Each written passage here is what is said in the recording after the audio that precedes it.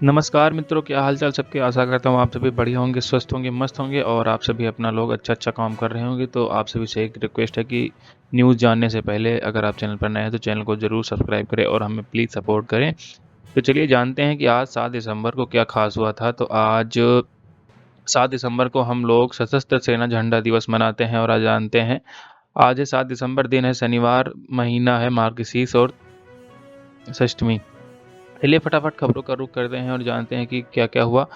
सबसे पहले जानते हैं केंद्र सरकार ने कैबिनेट बैठक में शुक्रवार को कई अहम फैसले लिए हैं। केंद्रीय मंत्री अश्विनी वैष्णव ने कहा कि नई शिक्षा नीति को लागू करने के लिए पीएम श्री योजना लाई गई है। सभी केंद्रीय विद्यालयों और नवोदय विद्यालयों को पीएम श्री स्कूलों के रूप में नामित किया गया है ताकि उन्हें मॉडल बनाया जा सके। वासु भगनानी ने बड़े मियां छोटे मियां के निर्देशक अली अब्बास जफर और उनके दो सहयोगियों हिमांशु मेहरा और अंकेश रणदीवे के खिलाफ कथित तौर पर धोखाधड़ी करने का मामला दर्ज करने के लिए अदालत का रुख किया हुआ है।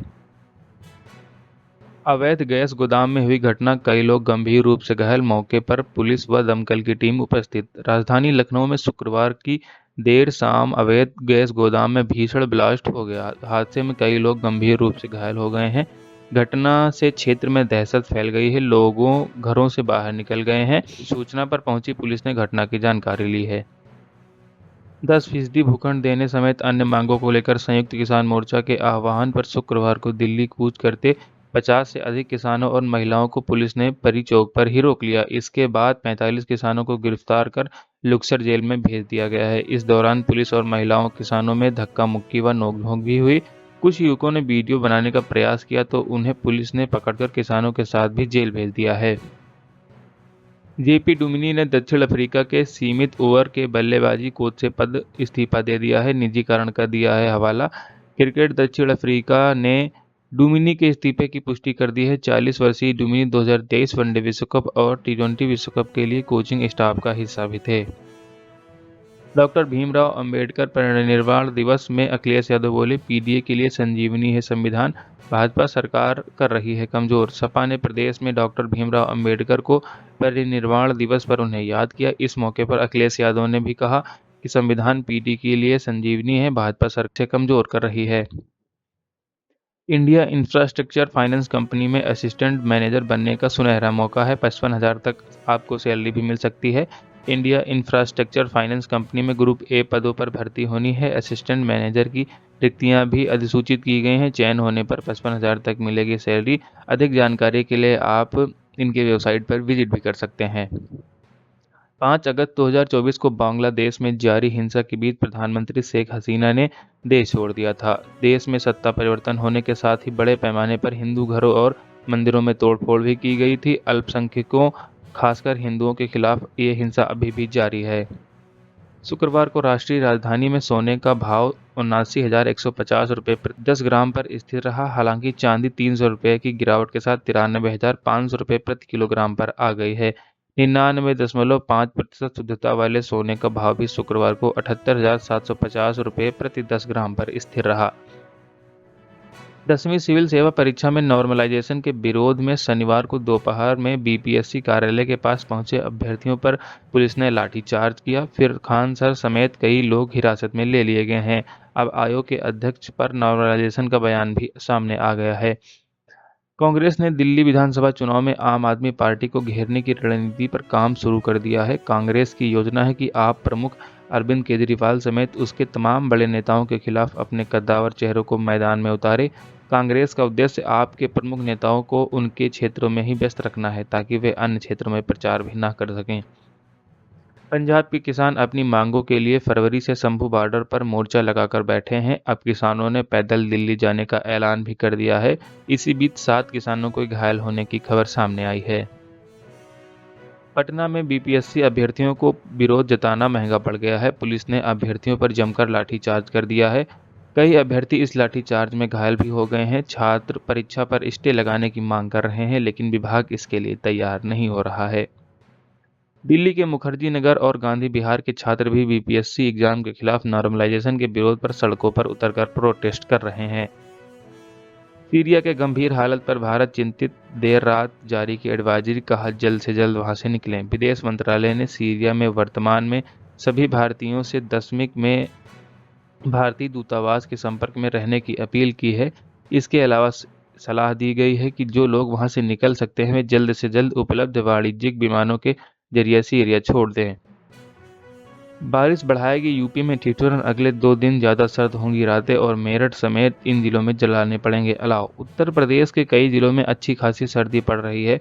मौसम विभाग के मुताबिक अगले 3 दिनों में यूपी के कई जिलों में बारिश के होने के साथ साथ कड़ाके की ठंड भी शुरू हो जाएगी। अगले 3 दिनों तक उत्तर पश्चिम भारत में न्यूनतम तापमान लगभग 2 डिग्री सेल्सियस तक की कमी की गिरावट नजर आ सकती है।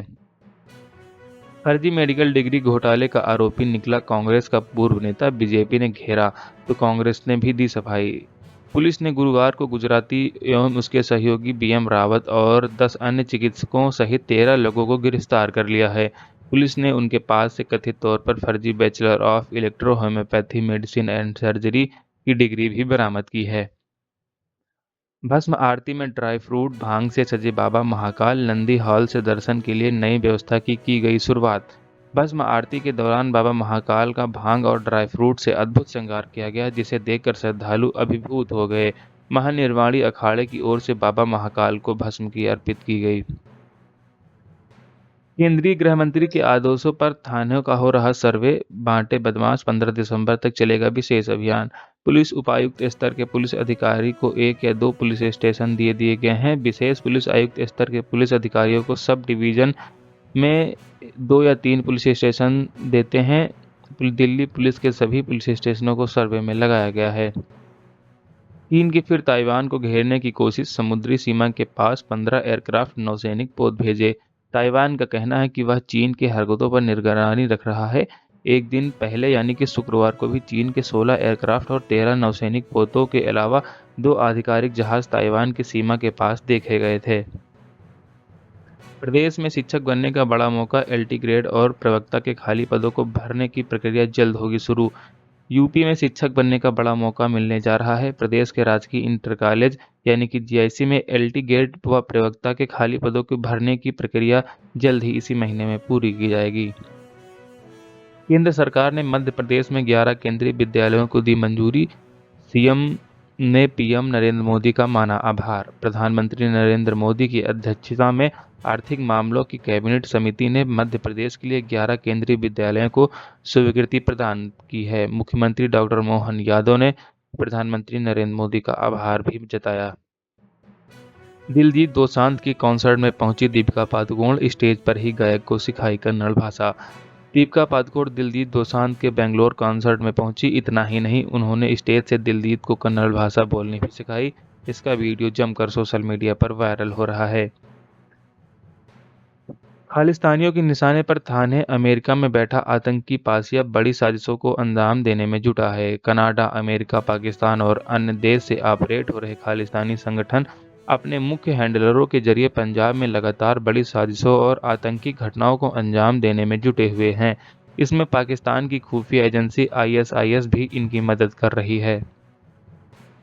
फसलों के न्यूनतम समर्थन मूल्य यानी कि एमएसपी की कानूनी गारंटी समेत अन्य मांगों को लेकर दिल्ली तक पैदल मार्च कर रहे पंजाब के किसानों को पंजाब हरियाणा के बीच शंभू सीमा पर हरियाणा पुलिस व अर्धसैनिक बलों ने आगे बढ़ने से रोक दिया।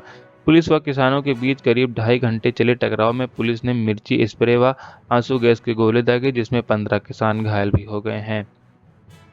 कश्मीर घाटी के सभी जिलों का पारा 0 डिग्री से नीचे चला गया है। आपको बता दें कि शीतलहर के साथ दांत कटकटा देने वाली सर्दी भी पड़ रही है। वहां पर कोहरा जमने लगा है। ठंड से बचने के लिए लोग अलाव का सहारा ले रहे हैं।